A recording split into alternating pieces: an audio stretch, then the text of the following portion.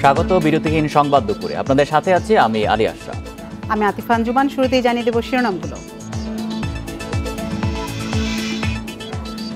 জয়পুরহাটে ট্রেনের ধাক্কায় 12 বাস যাত্রীর মৃত্যু। গেটম্যান না থাকায় দুর্ঘটনা। উত্তরাঞ্চলের সঙ্গে রেল যোগাযোগ বন্ধ।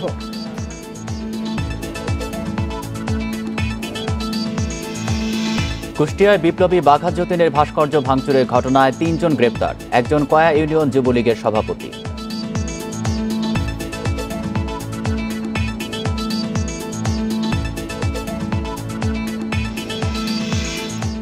উত্তরের কয়েক জেলায় মাঝারি শৈত্যপ্রবাহ। কুড়িগ্রামে তাপমাত্রা নেমেছে 6.6 ডিগ্রিতে। দেশ জুড়ে তীব্র শীতের আভাস।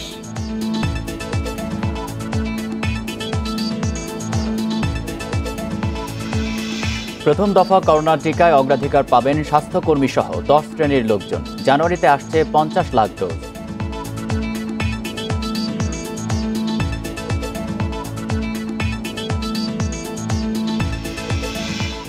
এবং টেস্টে ভারতের সর্বনিম্ন 36 রানে অল আউটের রেকর্ড। অ্যাডিলেইডে 8 উইকেটে জয়ে সিরিজে লিড অস্ট্রেলিয়ার।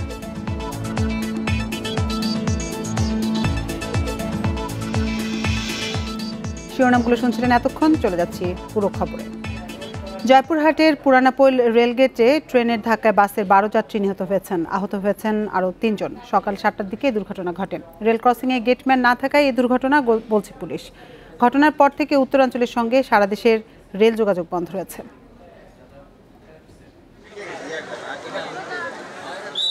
জয়পুরহাট থেকে ছেড়ে আসা বাঁধন নামের একটি যাত্রীবাহী বাস হিলি স্থলবন্দরের দিকে যাচ্ছিল।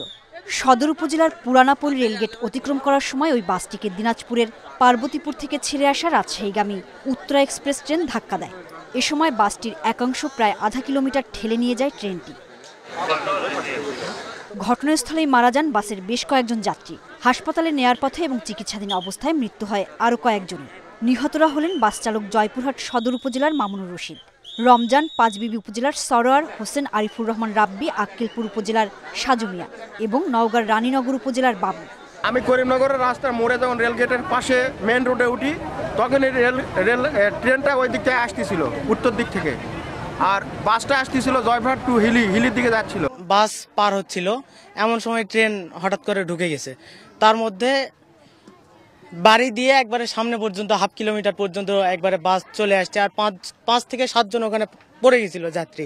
10 মিনিটের ব্যবধানে, মানে গেট বন্ধ না করার জন্য অ্যাক্সিডেন্ট। খবর পেয়ে ঘটনাস্থলে পৌঁছে উদ্ধার কাজ শুরু করে ফায়ার সার্ভিস ও আইন শৃঙ্খলা বাহিনী। গুরুত্বপূর্ণ এই রেল ক্রসিংয়ে গেটম্যান থাকাটা জরুরি ছিল বলছে পুলিশ। টোটাল 10 জনকে এখান থেকে তারা রেস্কিউ করে তারা মেডিকেলে সবাইকে নিয়ে যাওয়া হয়েছে। এই পর্যন্ত হলো আজকের রেস্কিউ কাজের খবর। এখন আমরা সার্চ করে দেখছি কোনো ভিকটিম আটকা পড়া নেই। জেলা পুলিশ তাৎক্ষণিকভাবে এখানে এসে তারা উদ্ধার কাজ পরিচালনা করে, এবং আমাদের যে লোকাল ফাঁড়ি আছে জয়পুরহাট, ওরাও আসে।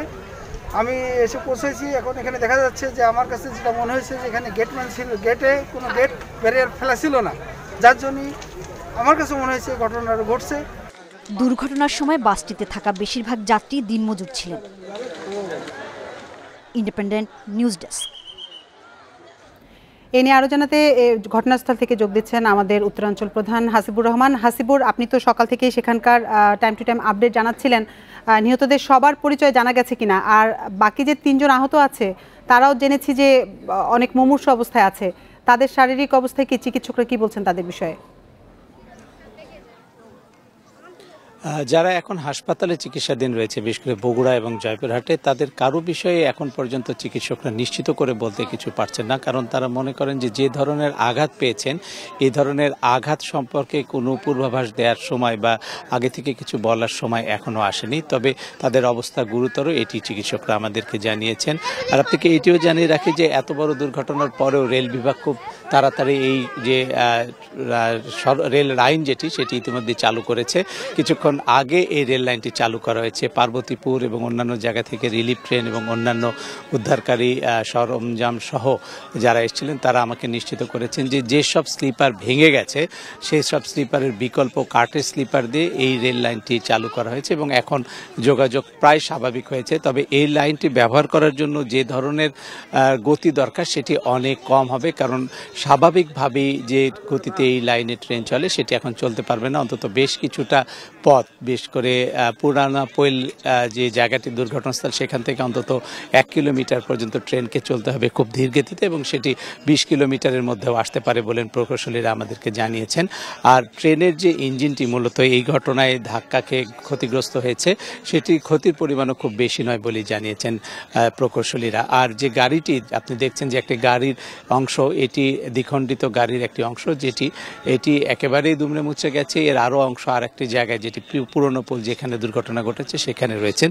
আর প্রত্যক্ষদর্শীদের সাথে আমি কথা বলে যেটুকু জেনেছি যে তাদের চোখের সামনে এই দুর্ঘটনা ঘটার সময় তারা কোনো রেল গেটকে বন্ধ করা অবস্থায় দেখতে পায়নি। মূলত পুরনো পৈলের যেখানে দুর্ঘটনাটি ঘটেছে সেখানে 2 জন আজকে ডিউটিতে ছিলেন, তাদের কাউকেই ঘটনার পরপর ঘটনাস্থলেও পাওয়া যায়নি এবং এখন পর্যন্ত তাদের কোনো সন্ধান পাওয়া যায়নি বলে আমরা জানতে পেরেছি। এবং সব মিলে এখন রেল লাইনটি চলাচলের উপযোগী হয়েছে এবং এই লাইনে এখন থেকেই ট্রেন চলতে পারবে বলে আমাদেরকে প্রকৌশলীরা জানিয়েছে। যেমনটি বলছিলেন যে কাঠের স্লিপার দিয়ে ট্রেন চলাচল শুরু করা হয়েছে, তো পুরোপুরি স্বাভাবিক হতে কতদিন সময় লাগতে পারে? রেল কর্তৃপক্ষ কিছু জানিয়েছে বিষয়ে? আমি এই বিষয়টি প্রকৌশলীদের কাছে জানতে চেয়েছিলাম। তারা আসলে দেখছেন যে লাইনের কি ধরনের ক্ষতি হয়েছে। আপনাকে জানিয়ে রাখি যে এই যে এখানে দুর্ঘটনাটা ঘটেছে সেখান থেকে 100 মিটারের মতো দূরে একটি রেল লাইন আসলে পুরোটাই ভেঙে গেছে। আমরা সাধারণত রেল লাইন বাঁকা হওয়ার কথা জানি, কিন্তু এখানে আমরা 2 টুকরা হওয়া একটা রেল লাইনও দেখতে পেয়েছি। সেটিকে তারা এখন মেরামত করেছেন। একই সাথে যেসব এলাকায় বাঁকা হয়েছিল সেগুলো ঠিক করা হয়েছে। একেবারে পূর্ণগতিতে চলতে কিছুটা সময় লাগবে, কারণ স্লিপারগুলো বদলাতে হবে তাদের এবং এটার একেবারে কম না। যে কয়েকটা স্লিপার আমি প্রাথমিকভাবে গণনা করে দেখেছি তাতে প্রায় 200-র কাছাকাছি স্লিপার কম বেশি ক্ষতিগ্রস্ত হয়েছে এবং এগুলো সবগুলোই পরিবর্তন করতে হবে বলে প্রকৌশলীরা জানিয়েছেন। সেটা কিছুটা সময় সাপেক্ষ হলেও ট্রেন চলাচলের ক্ষেত্রে এটি খুব বড় ধরনের বাধাগ্রস্ত করবে না ট্রেন চলাচলকে। আর সব মিলিয়ে যেটি তারা বলছেন যে এই লাইনে এখন স্বাভাবিকভাবেই চলতে পারবে, শুধু 1 কিলোমিটার পথে তাদের গতি কিছুটা কম থাকবে এবং সেটা 20 কিলোমিটারের মধ্যে থাকবে বলে তারা আমাদেরকে জানিয়েছেন। জয়পুর থেকে জানাচ্ছিলেন আমাদের উত্তরাঞ্চল প্রধান হাসিবুর রহমান।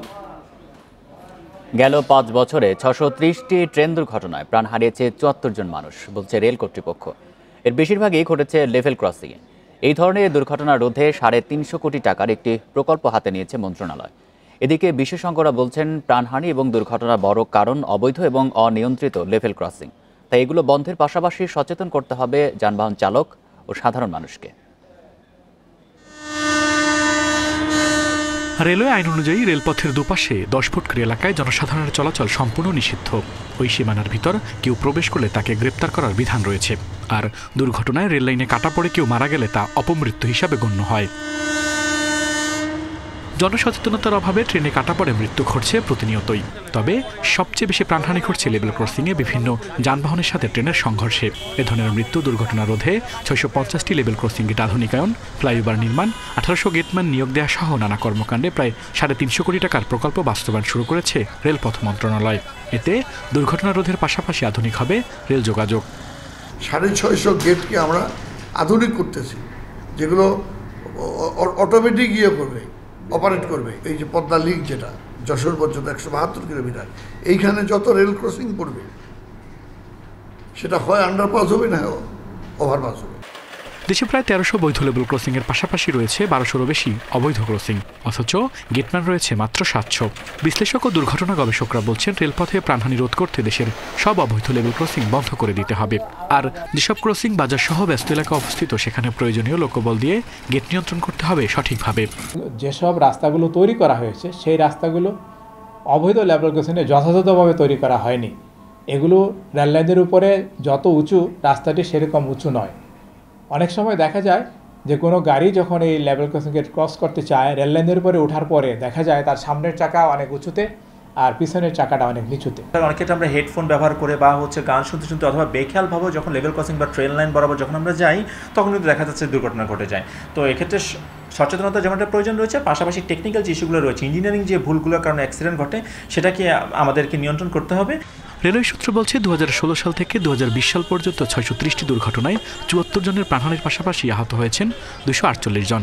তবে এসব দুর্ঘটনায় প্রকৃত হতাহতের সংখ্যা আরও অনেক বেশি বলে দাবি করছে দুর্ঘটনা নিয়ে কাজ করা বিভিন্ন বেসরকারি সংগঠন। আল আমিন হোসেন, ইন্ডিপেন্ডেন্ট নিউজ, ঢাকা। আদালতের নিষেধাজ্ঞা না মেনে হবিগঞ্জের মহাসড়কে অবাধেই চলছে সিএনজি, অটোরিকশা সহ অসংখ্য অবৈধ যানবাহন। ফলে প্রায়ই ঘটছে দুর্ঘটনা, স্বজন হারাচ্ছেন অনেকে। তাই এসব হালকা যান চলাচল বন্ধের দাবি জানিয়েছে পরিবহন মালিক ও শ্রমিক সংগঠনগুলো। মহাসড়কে অবৈধ যানবাহনের বিরুদ্ধে অভিযান চলছে বলে জানিয়েছে প্রশাসন। ঢাকা সিলেট মহাসড়কের হবিগঞ্জের বিভিন্ন অংশে এভাবেই অবাধে চলাচল করছে সিএনজি চালিত অটোরিকশা, ইজি বাইক, টমটম সহ বিভিন্ন হালকা যানবাহন। হাইকোর্টের নিষেধাজ্ঞা অমান্য করে অবৈধভাবে চলা এসব হালকা যানের কারণে প্রায়ই ঘটছে দুর্ঘটনা, হতাহত হচ্ছেন অনেকে। গাড়ি চালকদের অভিযোগ, দীর্ঘদিন ধরে হালকা যান চলাচল বন্ধের দাবি জানালেও কোনো কাজ হচ্ছে না। তাই আইন বাস্তবায়নে প্রশাসনের কঠোর নজরদারির দাবি পরিবহন মালিক ও শ্রমিকদের। এলাকার যত অ্যাক্সিডেন্ট হইতেছে এগুলা সিএনজির দুর্বলতার কারণে, লাইন কন্ট্রোল না করার কারণে এগুলা দুর্ঘটনা ঘটতেছে। সিগন্যাল দেয় না, কোনো কিছুই না, তার কারণে আমরা গাড়ি হঠাৎ করে ব্রেক করতে পারি না, অনেক সময় অনেক দুর্ঘটনা হয়, অ্যাক্সিডেন্ট হয়।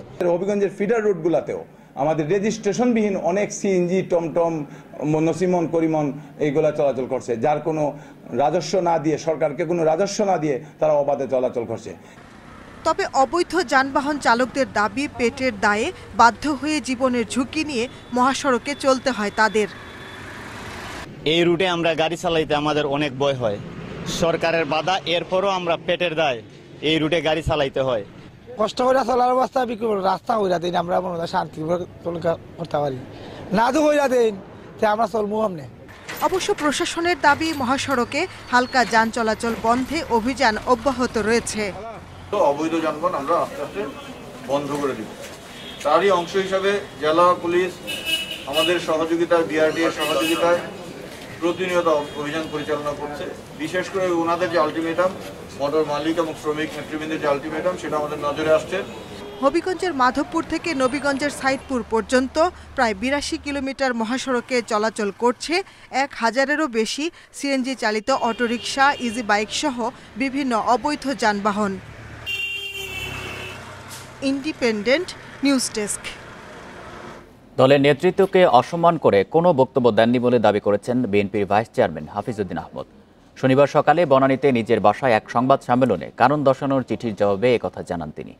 সাংবাদিকদের কারণ দর্শানোর চিঠির জবাব পড়ে শোনান হাফিজউদ্দিন। তার বিরুদ্ধে আনা দলের সব অভিযোগের উত্তরও দেন তিনি। বিএনপিতে 29 বছরের রাজনৈতিক জীবনে নিজের সব দায়িত্ব সঠিকভাবে পালন করেছেন বলে দাবি করেন হাফিজউদ্দিন। তিনি অভিযোগ করেন, বিএনপিতে মুক্তিযোদ্ধাদের কোণঠাসা করে রাখার জন্য একটা মহল সক্রিয় আছে। কারণ দর্শানোর নোটিশ পেয়ে অপমানিত বোধ করেছেন জানিয়ে তিনি বলেন, এই ধরনের চিঠি তিনি আশা করেননি। দল থেকে পদত্যাগের ভাবনা থাকলেও নেতাকর্মীদের অনুরোধে আপাতত সরে এসেছেন বলে জানান মেজর অবসরপ্রাপ্ত হাফিজউদ্দিন আহমদ। দল শোকজ নোটিশের জবাব কিভাবে দেখে তার উপর পরবর্তী সিদ্ধান্ত নেবেন বলে জানান তিনি।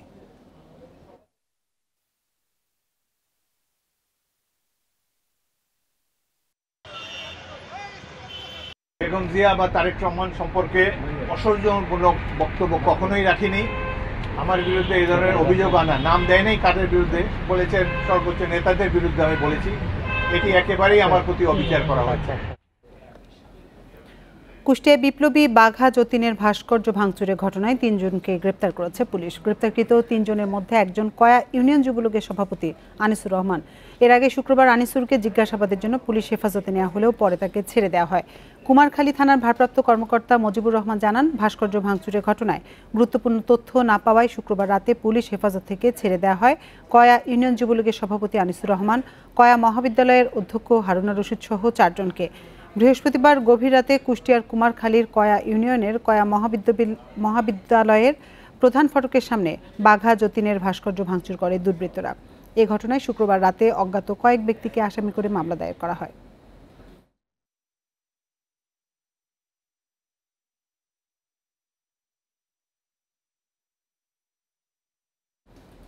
এ নিয়ে আরো জানাতে কুষ্টিয়া থেকে আমাদের সাথে যুক্ত হচ্ছেন সহকর্মী মিলনুল্লাহ। মিলন, যাদের গ্রেপ্তার করা হয়েছে তারা ভাঙচুর করতে আসা মোটরসাইকেলের যাত্রী নাকি অন্য কেউ, সবার পরিচয় জানা গেছে কিনা?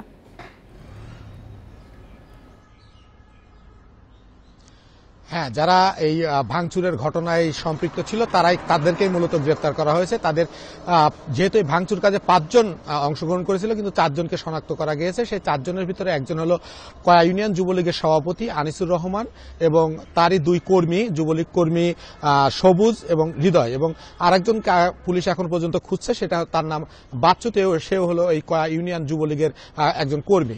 তো আসলে এই যে ঘটনা, এই ঘটনাকে কেন্দ্র করে গতকাল রাতে কিন্তু ওই কয়া ইউনিয়ন যে মহাবিদ্যালয়, সেই মহাবিদ্যালয়ের প্রধান শিক্ষক বা অধ্যক্ষ তিনি বাদী হয়ে মামলা করেন কুমারখালী থানায়। তার প্রেক্ষিতে কিন্তু কালকে রাত্রে জিজ্ঞাসাবাদের জন্য যে 4 জনকে আটক করা হয় তাদেরকে ছেড়ে দেওয়ার পরেও কিন্তু আবার সকালবেলা আনিসুর রহমান সহ অন্যান্যদেরকে গ্রেপ্তার করা হয়। এবং এই গ্রেপ্তারের মূল কারণ হলো যে এই যে নাইট গার্ড বা নৈশ প্রহরী, সে কিন্তু তাদেরকে শনাক্ত করতে পারছে যে এরা এই কাজের সাথে অংশগ্রহণ করেছিল, যার কারণে তাদেরকে গ্রেপ্তার করা হয়। কিছুক্ষণ আগে মানে বেলা 12:30টার দিকে কুষ্টিয়ার পুলিশ সুপার তানভীর আরাফাত আনুষ্ঠানিকভাবে একটা ব্রিফিংয়ে আমাদেরকে এইসব তথ্য নিশ্চিত করেছেন এবং তাদেরকে আর কিছুক্ষণের ভিতরে কুষ্টিয়া আদালতে নেওয়া হবে এবং তাদেরকে রিমান্ড আবেদন করা হবে বলেও জানিয়েছেন পুলিশ সুপার। তো আমরা জিজ্ঞেস করেছিলাম যে আসলে কেন এই ভাস্কর্য ভাঙচুরের ঘটনাটি ঘটিয়েছেন তারা। সেই প্রশ্নের জবাবে তারা আমাদেরকে জানিয়েছেন যে আসলে এই স্কুলের যে পরিচালনা পরিষদের যে নির্বাচন, সেই নির্বাচনকে কেন্দ্র করেই মূলত তাদের বিরুদ্ধে একটা বিরোধের সৃষ্টি হয় এবং এই বিরোধকে কেন্দ্র করেই কিন্তু বর্তমান পরিচালনা পরিষদ সহ অধ্যক্ষকে একটি বিপদে ফেলার জন্যই কিন্তু তারা এই ভাঙচুর করে। কারণ কিছুদিন আগে কুষ্টিয়া শহরে বঙ্গবন্ধুর ভাস্কর্য ভাঙচুর হয়, তাই সেটা নিয়ে সারা দেশে একটি তোলপাড় সৃষ্টি হয়। এই সুযোগটা কাজে লাগিয়ে প্রতিপক্ষকে ফাঁসানোর জন্য এই ঘটনাটা ঘটিয়েছে বলে তারা পুলিশকে জানিয়েছেন। তো এই ছিল আমার কাছে মোটামুটি সর্বশেষ সংবাদ। শুধুমাত্র নৈশ প্রহরীর কথার ভিত্তিতেই কি পুলিশ নিশ্চিত হলো যে এই 5 জনই ভাঙচুর করেছে?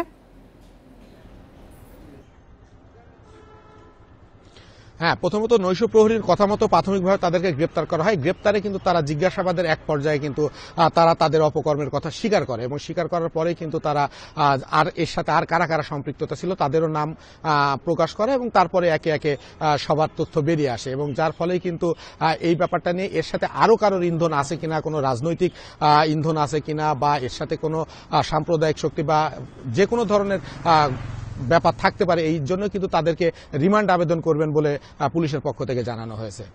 অধিক কুষ্টিয়া থেকে ভাস্কর্য ভাঙচুরের সবশেষ তথ্য জানাচ্ছিলেন সহকর্মী মিলনুল্লাহ।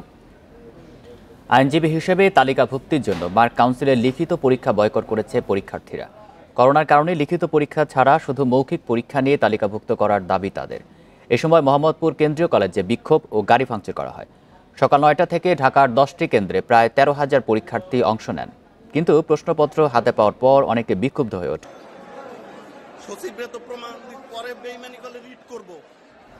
স্বাস্থ্যবিধি মেনে যাত্রী পরিবহন, টিকিটের মূল্য ছাড় দেওয়া সহ নানা পদক্ষেপেও যাত্রী পাচ্ছে না সরকারি বেসরকারি বিমান সংস্থাগুলো। এতে বড় অঙ্কের লোকসানে তারা। খাত সংশ্লিষ্টরা বলছেন এখন ব্যবসা করার চেয়ে টিকে থাকাই বড় চ্যালেঞ্জ। তাই এভিয়েশন ব্যবসা টিকিয়ে রাখতে সরকারের নীতি সহায়তা বাড়ানোর পরামর্শ বিশ্লেষকদের। করোনার কারণে দীর্ঘদিন ধরে বন্ধ আন্তর্জাতিক রুটের বিভিন্ন ফ্লাইট, সেই সঙ্গে অভ্যন্তরীণ রুটের যাত্রীর সংখ্যাও নেমে এসেছে 40%। আয় কমে যাওয়ায় বিপুল লোকসানে পড়েছে বিমান সংস্থাগুলো। ব্যবসা টিকিয়ে রাখতে তাই অভ্যন্তরীণ রুটের যাত্রীদের উপর ভরসা করতে হচ্ছে বিমান কোম্পানিগুলোকে। যাত্রীদের আকর্ষণ বাড়াতে টিকিটের মূল্য কমানো সহ নেওয়া হয়েছে নানা পদক্ষেপ, তবু সাড়া মিলছে না বলে জানান তারা। টিকে আছি, টিকে থাকার চেষ্টা করছি, যাত্রীদেরকে উৎসাহ দেওয়ার চেষ্টা করছি যে আমরা বিমান যাত্রা সেফ। সরকারের দিক থেকে সহযোগিতা কিছু এসছে, বাট নিঃসন্দেহে এটা পর্যাপ্ত না। যাত্রী সংকটে রাষ্ট্রীয় বিমান সংস্থা বাংলাদেশ এয়ারলাইন্সেরও আন্তর্জাতিক রুটের ফ্লাইট বন্ধ রয়েছে। লোকসান কমাতে তাই কার্গো ফ্লাইট দিয়েছেন তারা। সেই সঙ্গে অভ্যন্তরীণ রুটেও ঢাকা, চট্টগ্রাম, কক্সবাজার ও সিলেট ছাড়া বন্ধ রাখা হয়েছে বেশ কয়েকটি ফ্লাইট। যাত্রী কম হওয়ার কারণে আমরা মাঝে মধ্যেই ফ্লাইট ক্যান্সেল বা করেছি, যেমন সৈয়দপুরে কখনো হয় কখনো হয় না, ক্যালকাটা কখনো হয় কখনো হয় না, আর এমনি সিলেট, চিটাগাং, কক্সবাজার মোটামুটি এগুলো যে একটা স্ট্যান্ডার্ড আছে। এভিয়েশন বিশেষজ্ঞরা বলছেন করোনার ধকল সহসায় কাটছে না, তাই এই মুহূর্তে শিডিউল ফ্লাইট বন্ধ রাখা হলেও ব্যবসা টিকিয়ে রাখতে চার্টার্ড ফ্লাইট চালু রাখার পরামর্শ দেন তারা। এই সময়টা তাদের একটুখানি ডিফারেন্ট ওয়েতে এগিয়ে যাওয়া উচিত। যাদের ছোট এয়ারক্রাফট আছে তারা পয়েন্ট টু পয়েন্টে যদি তারা চালায়, আমাদের যে বাবলস এয়ার ট্রান্সপোর্টেশন এগ্রিমেন্ট তারা করতে পারে এবং এতে করে বিশেষ করে স্বল্পকালীন যে চুক্তিগুলো সেটা তারা করতে পারে। বিশ্বের বিভিন্ন দেশের মতো এভিয়েশন খাতের জন্য বেল আউট কর্মসূচি হাতে নেওয়া যেতে পারে বলেও মনে করেন বিশ্লেষকরা। Sohel Rana, independent news, Dhaka. আখমারায় স্থগিতের সিদ্ধান্ত বাতিল করে চিনিকল চালুর দাবিতে গাইবান্ধার গোবিন্দগঞ্জ মহিমাগঞ্জ সড়ক অবরোধ করে বিক্ষোভ করছেন কারখানা শ্রমিক ও আখ চাষিরা। শনিবার সকাল 9:30 থেকে রংপুর চিনিকলের কয়েকশো শ্রমিক ও স্থানীয় চাষিরা মিলের সামনের সড়কে অবস্থান নেন। এ সময় তারা চিনিকল চালুর দাবিতে স্লোগান দিতে থাকেন। পরে সংবাদ সম্মেলনে মিল চালু না করা পর্যন্ত লাগাতার কর্মসূচির কথা জানান শ্রমিক নেতারা। এরপর আখ খেতে আগুন ধরিয়ে মিল বন্ধের প্রতিবাদ জানান চাষিরা। সম্প্রতি বাংলাদেশ চিনি ও খাদ্য শিল্প কর্পোরেশনের পক্ষ থেকে সাময়িকভাবে চিনিকল বন্ধের ঘোষণা দিয়ে শিল্প মন্ত্রণালয়ে চিঠি পাঠানো হয়েছে। এর প্রতিবাদে সারা দেশেই মিল খোলা রাখার দাবিতে আন্দোলন করে আসছেন শ্রমিক ও আখ চাষিরা।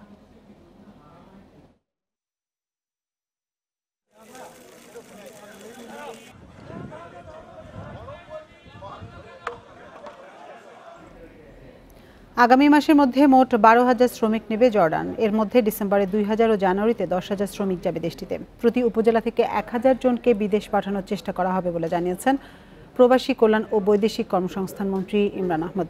আজ সকালে প্রবাসী কল্যাণ মন্ত্রণালয়ে এক সংবাদ সম্মেলনে এসব কথা বলেন তিনি। করোনা ভাইরাসের কারণে এবছর বৈশ্বিক শ্রমবাজারে ছিল মন্দাভাব। অভিবাসন বিশেষজ্ঞরা ধারণা করেছিলেন করোনার কারণে প্রায় 10 লাখ শ্রমিক দেশে ফিরে আসতে বাধ্য হবে। তবে প্রবাসী কল্যাণ মন্ত্রণালয়ের তথ্য অনুযায়ী এপ্রিল থেকে নভেম্বর পর্যন্ত 8 মাসে 3,26,000-এর কিছু বেশি শ্রমিক বিভিন্ন দেশ থেকে ফেরত এসেছে। সংবাদ সম্মেলনে প্রবাসী কল্যাণ মন্ত্রী জানান, করোনা ভাইরাস সংকটের মধ্যে দেশে ফিরে আসা কর্মীদের সহায়তা করবে সরকার।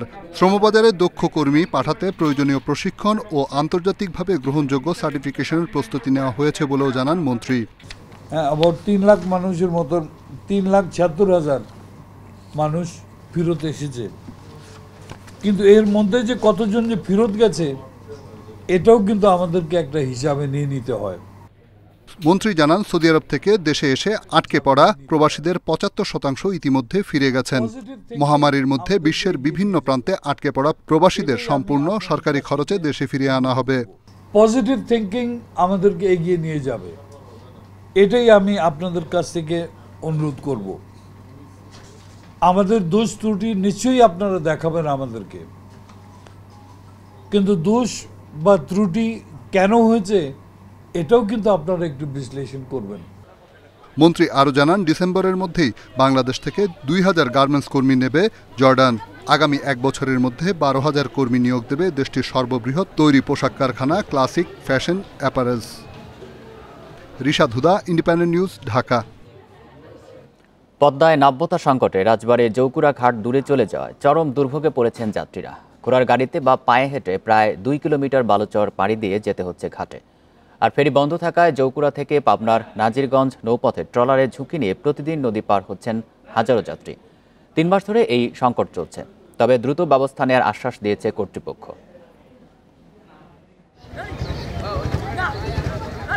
ঘোড়ার গাড়িতে যাত্রী পরিবহন দেখে মনে হবে বহু বছর আগের কোনো দৃশ্য। কেউ পায়ে হেঁটে, কেউ বা ঘোড়ার গাড়িতে এভাবেই যাচ্ছেন পদ্মার ঘাটে। এটি রাজবাড়ির জৌকুড়া ঘাটে যাওয়ার পথ। নাব্যতা সংকটের কারণে ঘাট সরে গেছে 2 কিলোমিটার দূরে, নেই কোনো সংযোগ সড়ক। তাই ঘাটে পৌঁছানোর জন্য ঘোড়ার গাড়ি একমাত্র বাহন।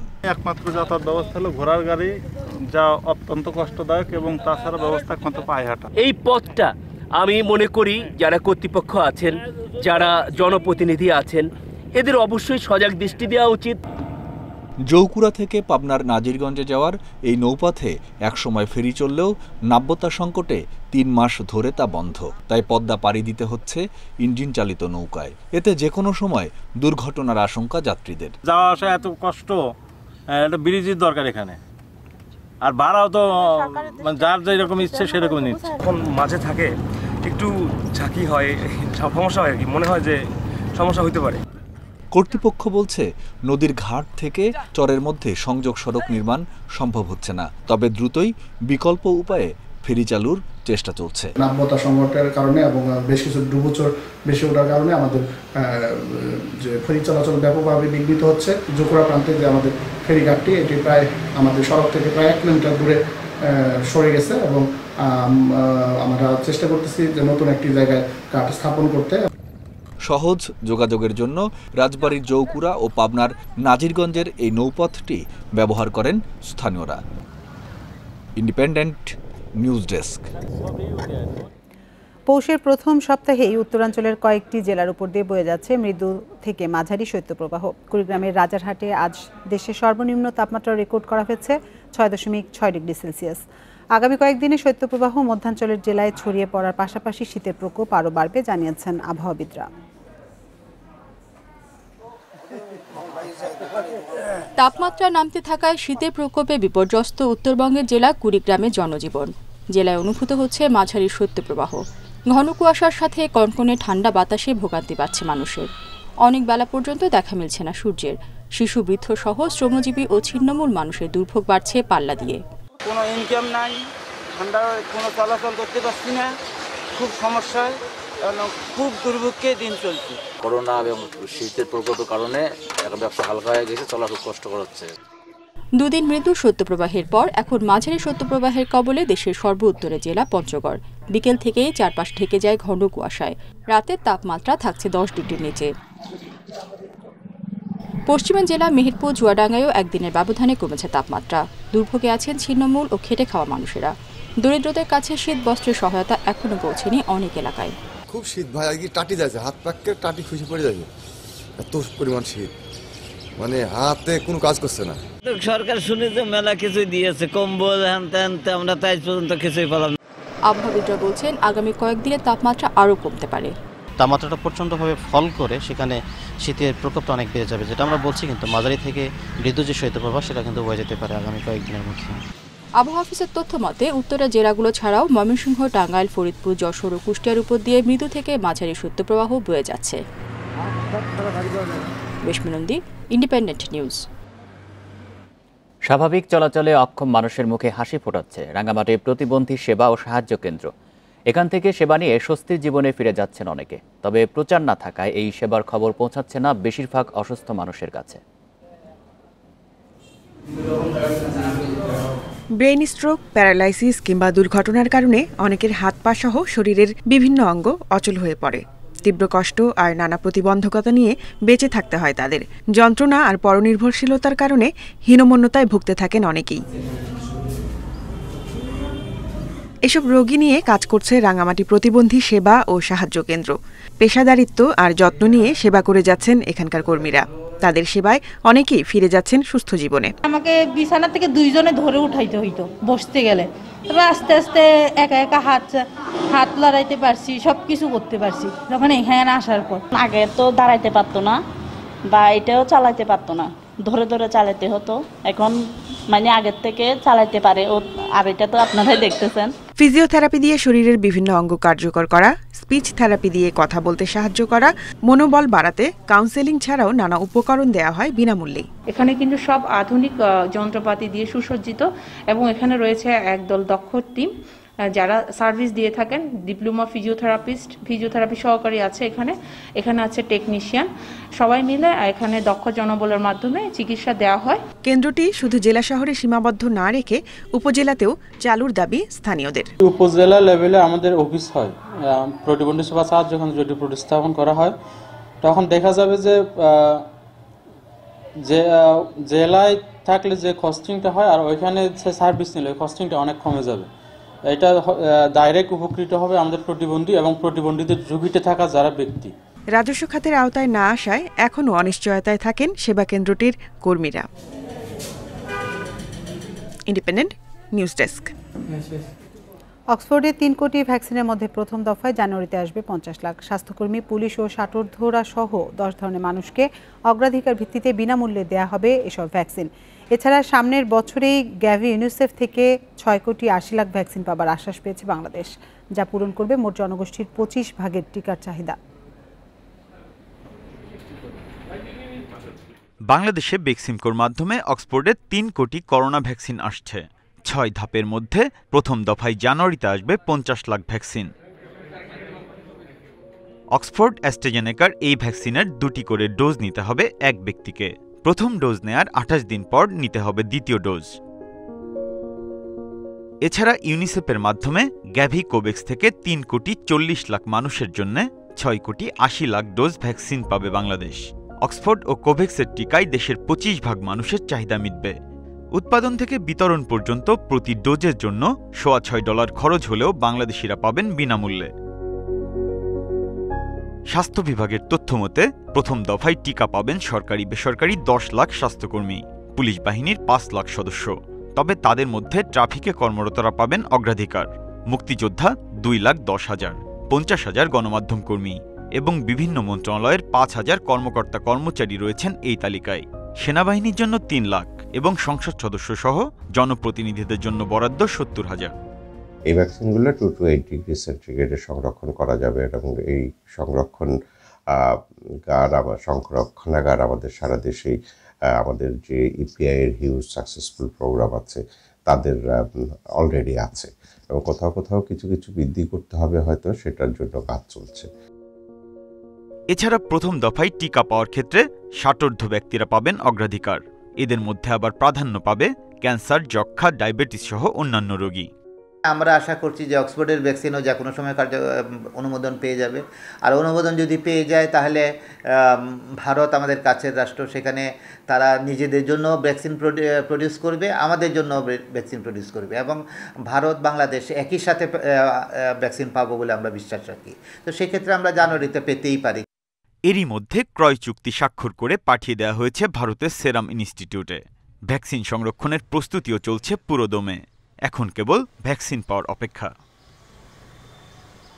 Biprajit Chanda, Independent news, Dhaka. বিশ্বে একদিনে করোনায় ১২,০০০-এর বেশি মানুষের মৃত্যু হয়েছে। নতুন শনাক্ত হয়েছে ৭ লাখ রোগী, যার মধ্যে সবচেয়ে বেশি ২,৪৩,০০০ রোগী পাওয়া গেছে যুক্তরাষ্ট্রে। যুক্তরাষ্ট্রে ২৪ ঘন্টায় ২,৭০০ মানুষের মৃত্যু হয়েছে। এরই মোট মৃতের সংখ্যা ৩,২০,০০০ ছাড়িয়েছে। যুক্তরাষ্ট্রের পর সবচেয়ে বেশি মৃত্যু হয়েছে জার্মানিতে, প্রাণ গেছে ৮৩৮ জনের, যা এ যাবৎকালের দেশটির সর্বোচ্চ মৃত্যুর রেকর্ড। এ নিয়ে দেশটির মোট প্রাণহানি ২৬,০০০ ছাড়ালো। ব্রাজিলে শুক্রবার মৃত্যু হয়েছে ৮১১ জনের, ভাইরাস মিলেছে ৫২,০০০-এর বেশি মানুষের দেহে। এছাড়াও ইতালিতে ৬৭৪, রাশিয়ায় ৬১১ জনের মৃত্যু হয়েছে। এদিকে ভারতে একদিনে প্রাণ গেছে ৩৪২ জনের। দেশটির মোট প্রাণহানি ছাড়িয়েছে ১,৪৫,০০০। বিশ্বে এ পর্যন্ত মৃত্যু হয়েছে ১৬,৮০,০০০-এর বেশি মানুষের।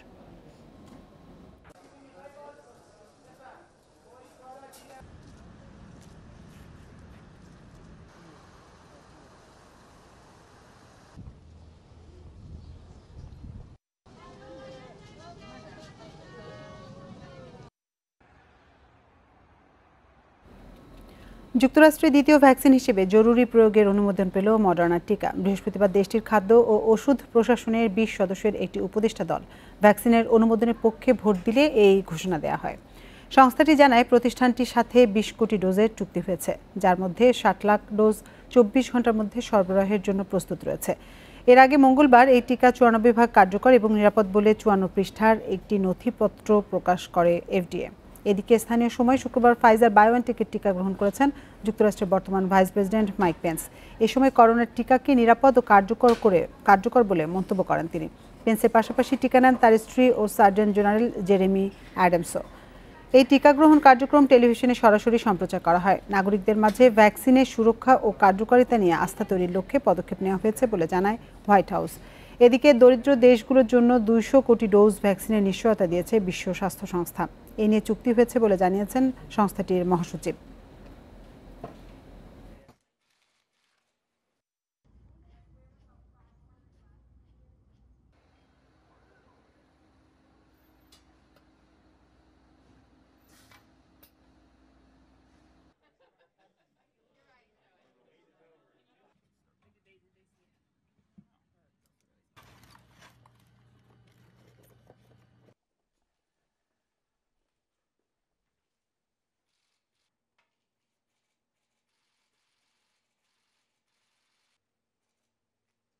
বঙ্গবন্ধু টি-20 কাপের সফল আয়োজনে আত্মবিশ্বাসী বিসিবি প্রতি বছর নিয়মিত এই টুর্নামেন্ট আয়োজন করতে চায়।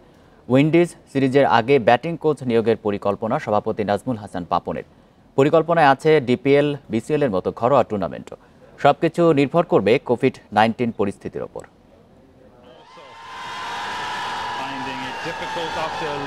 মহামারীর চোখ প্রাঙ্গানি সামলে ক্রিকেট ফিরেছে ঘরে। ফাইনালের রোমাঞ্চ শেষে ফেরার পথে উল্লাস খুলনা সমর্থকদের, বাকিদেরও আনন্দ অনেকগুলো প্রাপ্তি যোগে। হোম অফ ক্রিকেটের ভাঙ্গা হাটে খুশি রেশ তারুণ্যের আবাহনে। ডুবে যাওয়ার আগে চতুর্থীর চাঁদ দিল নতুন শুরুর বার্তা। দুটো টুর্নামেন্টের আয়োজন দিয়েছে আন্তর্জাতিক ক্রিকেটে প্রবেশের অধিকার। উইন্ডিজ সিরিজের আগে যত দ্রুত সম্ভব ব্যাটিং কোচ নিয়োগ দিতে চায় বোর্ড। পরিস্থিতির ওপর নির্ভর করবে দর্শকদের প্রবেশাধিকার। আলোচনায় আছে স্থগিত হয়ে যাওয়া লঙ্কা সিরিজও। বিপিএল এর চেয়ে আমার কাছে এই টুর্নামেন্টটা অনেক বেশি ইন্টারেস্টিং মনে হয়েছে আমার কাছে। এটার পিছনে সবচেয়ে বড় কারণটা হচ্ছে এতগুলো লোকাল প্লেয়ার সুযোগ পাওয়া এবং এতগুলো ছেলেকে দেখার সুযোগ কিন্তু আমাদের অন্যান্য বছর হয় না, যেটা আমরা এই বছর পেয়েছি। আন্তর্জাতিক ক্রিকেটের পাশাপাশি ভাবনা আছে ঘরোয়া ক্রিকেট নিয়ে। ডিপিএল, বিসিএল এর ভাগ্য এখন নির্ভর করছে কোভিড-19 ভ্যাকসিনের প্রাপ্যতার উপর। বাই জানুয়ারি ফেব্রুয়ারির মধ্যে আমাদের এখানে ভ্যাকসিন চলে আসা উচিত। আমরা যদি ভ্যাকসিনেট করে ফেলতে পারি সব প্লেয়ারদেরকে এবং আমাদের স্টাফদেরকে, তাহলে তো এটা খুব সহজ হয়ে যাবে। ভাবনা আছে মেয়াদ শেষ হতে যাওয়া নির্বাচক প্যানেল নিয়েও। তবে এই ইস্যুতে তাড়াহুড়োর ইচ্ছে নেই বোর্ডের। মাহমুদুল্লাহ রিয়াদের অভিজ্ঞতার পর শহীদুল ইসলামের তারুণ্য, দুয়ের শক্তিতেই শ্রেষ্ঠত্ব জেমকন খুলনার। বঙ্গবন্ধু টি-20 কাপের প্রাপ্তি এটাই। ছন্দে ফিরেছেন সিনিয়ররা, আর জুনিয়ররা দিচ্ছেন আত্মপ্রকাশের ইঙ্গিত। সে আত্মবিশ্বাস সাথে নিয়েই অপেক্ষা এখন আন্তর্জাতিক ক্রিকেটের জন্য। জহিরুল ইসলাম, ইন্ডিপেন্ডেন্ট নিউজ, শেরেবাংলা জাতীয় ক্রিকেট স্টেডিয়াম, ঢাকা।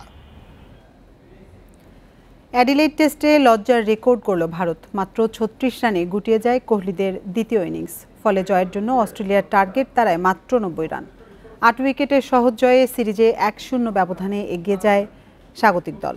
নিজেদের ইতিহাসে এটি ভারতের সর্বনিম্ন টেস্ট স্কোর। এর আগে যা ছিল 42 রান, আর ইতিহাসের পঞ্চম সর্বনিম্ন স্কোরও এই 36 রান। এর আগে অজিরা প্রথম ইনিংসে 191 রানে অল আউট হলে 53 রানের লিড পেয়েছিল ভারত। কিন্তু দ্বিতীয় ইনিংসে কোহলি, পূজারাদের নিয়ে রীতিমতো ছেলে খেলা করে কামিন্স, হ্যাজেলউড। এই দুই পেসারের সামনে দাঁড়াতেই পারেনি ভারতীয় ব্যাটসম্যানরা। মাত্র 8 রানে 5 উইকেট শিকার করেন হ্যাজেলউড, আর 21 রান দিয়ে কামিন্স নেন 4 উইকেট। কামিন্সের বলেই রিটায়ার্ড হার্ট হয়ে মাঠ ছাড়েন ভারতের শেষ ব্যাটসম্যান শামি। চলতি দশকে এর চেয়ে কম রানে থামেনি আর কোনো দলের ইনিংস। টেস্ট ক্রিকেটে দলের কোনো ব্যাটসম্যানই 2 অঙ্কে যেতে না পারার মাত্র দ্বিতীয় ঘটনা এটি। জবাবে 70 রানের ওপেনিং জুটি অস্ট্রেলিয়ার 2 উইকেট হারালেও জয় পেতে কোনো সমস্যা হয়নি তাদের।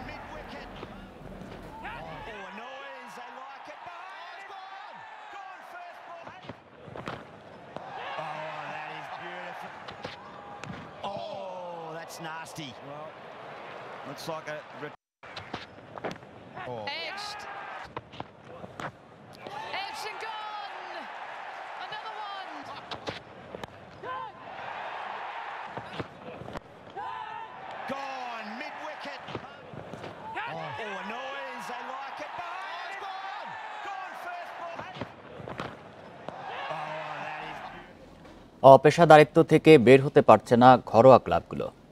মুক্তিযোদ্ধাকে নিয়ে শঙ্কা কেটে গেলেও দেশের পেশাদার ফুটবল লিগ থেকে ছিটকে যেতে বসেছে ব্রাদার্স ইউনিয়ন। ফুটবলের নতুন মৌসুম শুরু 22 ডিসেম্বর। অনুশীলন তো অনেক দূরের বিষয়, এখনও কোচই নিয়োগ দিতে পারেনি তারা। অভিযোগ আছে বেতন নিয়ে ফুটবলারদের সাথে সমঝোতায় পৌঁছাতে পারছে না ঐতিহ্যবাহী ক্লাবটি। দায়িত্বপ্রাপ্ত মানুষ হিসেবে আমি শুধু এটুকু বলবো যে আমরা চেষ্টা করব সব দলকে নিয়েই যাতে আমরা আমাদের এই নতুন ফুটবল মৌসুম কোভিড-19 যাত্রা শুরু করতে পারি। দলবদল নিয়ে বিলম্ব হলেও আসন্ন ফুটবল মৌসুমে ব্রাদার্সের অংশগ্রহণে যে কোনো বাধা নেই সেটা স্পষ্ট। তবে প্রশ্ন, লিগে অংশগ্রহণে ব্রাদার্স কি তৈরি? কেমন চলছে ফুটবলারদের প্রস্তুতি? ক্যাসিনো কাণ্ডের পর থেকেই বেহাল অবস্থা গোপীবাগের ক্লাবটির। অভ্যন্তরীণ কোন দল চরম আর্থিক সংকটে ফুটবলারদের বেতন দিতে পারছে না। কর্তাদের সাথে সমঝোতা না হওয়ায় এরই মধ্যে ক্লাব ছেড়েছেন অনেকে। প্লেয়ারদের তো ইচ্ছা ছিল সবাই খেলার জন্য আসছিল। 15 তারিখ লাস্ট ডেট ছিল দল বদলে, আমাদের সব প্লেয়ারে আসছিল। তো প্লেয়াররা আশানুরূপ কোনো সিদ্ধান্ত পায়নি, এই জন্য যে যার মতো করে চলে গেছে। খুব আনন্দের সাথেই আসছিলাম, কিন্তু আসার পরে বড় ভাইদের যে হতাশা আর এই বড় ভাইদের চাওয়া পাওয়া কোনো কিছুই হচ্ছে না, কোনো সিদ্ধান্তই পায় না, তো এই জন্য আমারও ভালো লাগে না। এই জন্য ৭৪-এর দ্বিতীয় বিভাগ দিয়ে ব্রাদার্স ইউনিয়নের পথ চলা শুরু। ৮১-তে দেশের একমাত্র দল হিসাবে জেতেন আগা খান গোল্ড কাপের শিরোপা। সময়ের পরিক্রমায় অক্সিজেন মাস্ক লাগিয়ে জীবন বাঁচানোর লড়াই ব্রাদার্সের। স্পন্সর সংকটে কর্তাদের দ্বারস্থ ফুটবল কর্তারা। অনেক সময় অনেক টিমকে দেখা গেছে একটু ফাইন্যান্সিয়াল সাইডের প্রবলেম পড়ে যায়, পরে এটা মেকআপ করে, পরে হয়তো এই সময়টা কেটে যায়, দুদিনটা চলে যায়। এটা হয়তো ইনশাল্লাহ, আল্লাহর রহমতে ইনশাল্লাহ আমরা এটা কাটিয়ে উঠবো, কাটিয়ে এটে এটা আমরা স্বাভাবিক বিষে চলে আসবো। ফেডারেশন কাপে ব্রাদার্সের প্রথম ম্যাচ বুধবার। Shamim Ahmed, independent news, Dhaka. সেরিয়াতে রাত 1:45 পারমার বিপক্ষে লড়বে ইউভেন্টাস। পারমার মাঠে জয়ের ধারায় ফেরার লক্ষ্য রোনালদোর দলের। লিগে মোটেও ধারাবাহিক না ইউভেন্টাস, 12 ম্যাচ খেলে হারেনি একটিও, কিন্তু 6 জয়ের বিপরীতে 6টি ড্র। শেষ ম্যাচে আটালান্টার বিপক্ষেও ড্র করেছে ইউভে। শীর্ষে থাকা এসি মিলানের সঙ্গে শিরোপার লড়াই জমিয়ে তুলতে ধারাবাহিকভাবে জিততে হবে পিরলোর দলকে। গুরুত্বপূর্ণ ম্যাচে দিবালাকে পাবে না ইউভেন্টাস।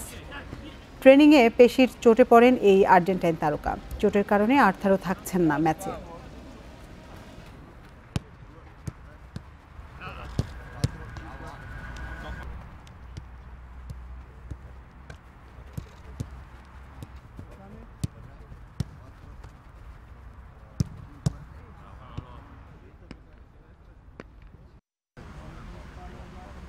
করোনার উৎপত্তিস্থল উহান এখন অনেকটাই স্বাভাবিক, কিন্তু সেখানকার বাসিন্দারা এখনও বয়ে বেড়াচ্ছেন স্বজন হারানোর বেদনা। এর জন্য করোনার শুরুর দিকে চীন সরকারের ভুল পদক্ষেপ ও সঠিক তথ্য লুকানোকে দায়ী করছে স্বজন হারায় সব মানুষ।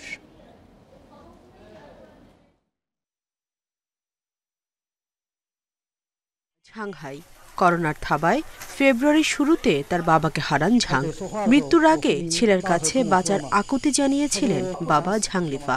মৃত্যুর যন্ত্রণায় বাবার এমন আকুতি যেন কোনোভাবেই ভুলতে পারেন না তিনি। তার বাবার এই করুণ পরিণতির জন্য শুরুর দিকে করোনা নিয়ে স্থানীয় সরকারের অসাবধানতা ও তথ্য লুকোচুরিকে দায়ী করছেন ঝাং। জানুয়ারির শুরুর দিকে দক্ষিণ শেনচেন শহরে নিজ বাসায় পড়ে গিয়ে পায়ে আঘাত পান ঝাংহাইয়ের বাবা ঝাংলিফা। পরে হাড়ের অস্ত্রোপচারের জন্য বাবাকে উহানে নিয়ে যান করোনার সম্পর্কে অজানা ঝাং, এবং সে উহানেই করোনায় আক্রান্ত হয়ে মৃত্যু হয় তার বাবার। এই বিষয়ে জুন মাসে উহানের মেয়র, হুবেই প্রদেশের গভর্নর ও তার বাবার চিকিৎসা করা হাসপাতালের বিরুদ্ধে মামলা করেন ঝাং। পরে তার করা মামলা আদালত খারিজ করলে উচ্চ আদালতে দ্বারস্থ হন তিনি। প্রথম থেকেই তারা মিথ্যা কথা বলছে এবং সত্য উন্মোচন করেনি। উহানের ভাইরাসের কথা আগে থেকে জানালে আমি কখনোই বাবাকে নিয়ে ওই শহরে যেতাম না। ঝাংহাই একা নন, ভুয়া তথ্যের শিকার হয়েছেন আরও অনেকে। 24 বছরের টিয়ানুজি তাদেরই একজন। ক্যান্সার আক্রান্ত টিয়ান কেমোথেরাপি নিতে হাসপাতালে ভর্তি হয়ে আক্রান্ত হন করোনায়। জীবনের শেষ সময়ে মেয়ের যন্ত্রণায় কাতরাতে থাকা মুহূর্তগুলো খুব ভোগায় টিয়ানের মাকে। ঝাংহাইয়ের মতো স্থানীয় প্রশাসনের বিরুদ্ধে মামলা করার সিদ্ধান্ত নেয় টিয়ানের পরিবারও, কিন্তু তাদের অভিযোগ গ্রহণই করেনি পুলিশ।